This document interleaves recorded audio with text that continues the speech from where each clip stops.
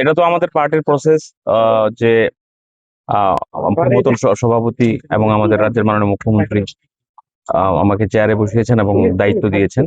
তো সবাইকে নিয়ে চলা, সংগঠনকে আরো শক্তিশালী করা এবং তৃণমূল স্তর পর্যন্ত আমাদের পার্টির যে সিদ্ধান্তগুলো আছে সেগুলোকে নিয়ে যাওয়া, সরকার এবং সংগঠনের মধ্যে সমন্বয় সাধন করা, এটাই আগামী দিন আমার কাজ থাকবে। আর সবার সহযোগিতা চাইবো, রাজ্যবাসীর সহযোগিতা চাইবো যেন ভালো করে আমরা কাজ করতে পারি, এবং প্রেস মিডিয়ার যারা আছেন আপনাদের কাছে সহযোগিতা চাইবো যেন ইতিবাচক দিকগুলো যেন আপনারা আমাদের আহ দেখান, বা যেগুলো পজিটিভ বা পজিটিভ বার্তা যেন সমাজের মধ্যে ছড়ায় এবং আমরা যাতে আরো সুদৃঢ় শক্তিশালী হতে পারি।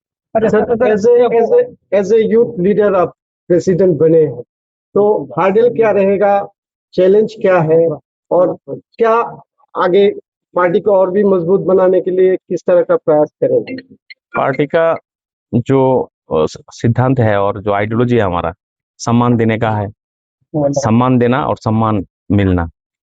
तो जितने भी हमारे सीनियर कार्यकर्ता है, लाखों लाखों कार्यकर्ता के बलिदान से ये पार्टी बना है, तो जो सीनियर हैं उनको सम्मान देना, जो उम्र से छोटे हैं उनको गले में लगा के चलना, सबको लेके चलना। हार्डल्स तो मुझे कुछ मतलब दिखाई नहीं देता है, कुछ हार्डल्स है।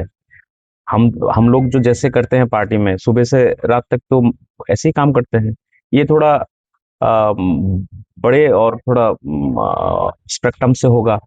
काम तो वही है, लोगों के पास रहना, लोगों से जुड़ना, हर वर्ग को जोड़ के मेन स्ट्रीम में लाना।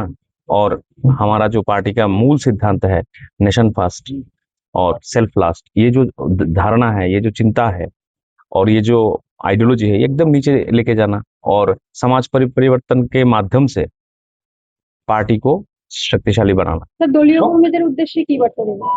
দলীয় কর্মীদের উদ্দেশ্যে তো একটাই বার্তা থাকবে, সবাই পার্টি জন্য নিবেদিত প্রাণ হয়, সবাইকে কাজ করতে হবে।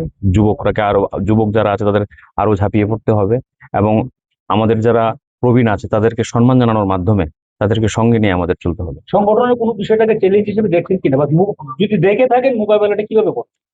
এই মুহূর্তে তো আমি দেখছি না, মাত্র হলাম, আপনাদের কাছ থেকে সহযোগিতা চাইবো, সমর্থন চাইবো।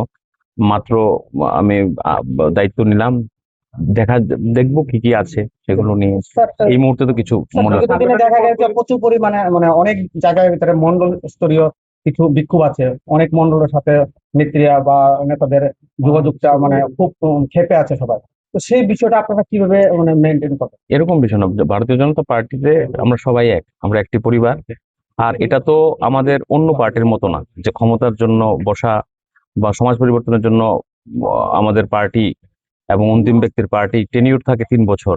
অন্য পার্টিতে এরকম নাই যে 3 বছর আপনার প্রত্যেকটা পদের 3 বছর টেনিউর থাকে, প্রশাসনিক পদ বাদে। তো এখানে সবাইকে নিয়ে চলা এবং এই ধরনের কোনো বিষয় আছে বলে আমার তো জানা নেই।